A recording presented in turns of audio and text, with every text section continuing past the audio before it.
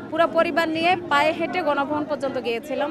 গত বছর এই দিন পর্যন্ত আশা করছি আমরা ইনশাআল্লাহ স্বাধীন হব। আমাদের বাচ্চাদের রক্ত ঝরছে, আমাদের ভাইদের রক্ত ঝরছে, কিন্তু এত সহজে পেয়ে যাব এই সময় পর্যন্ত এতটুকু আশা করিনি।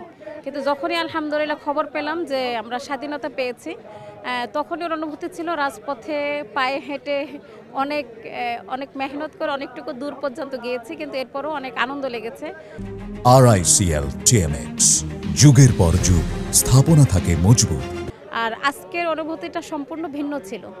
আজকে মনে হচ্ছে যে সেই দেখতে দেখতে একটা বছর পার হয়ে গেল। এখানে আমাদের যারা আহত হয়েছে তাদের জীবনটা একরকম কাটছে, যারা নিহত হয়েছে এদের জীবনটা একরকম কাটছে, আর যারা আমরা সাধারণ পাবলিক আহত নিহত কিছুই হয়নি বা সমর্থন করেছিলাম তাদের লাইফটা অন্যরকম কাটছে। সবগুলো মিলেই কিন্তু আজকের এই যে বিজয় মেলাটা, হ্যাঁ, সেটা দেখার জন্য এসেছি এখানে। আসলে ওইটা বোঝানোর মতো ভাষা আমাদের কারণেই, কিন্তু এতটা খুশি হয়েছে যে বোঝানোর ভাষা মনে হচ্ছে আমাদের কাছে নেই।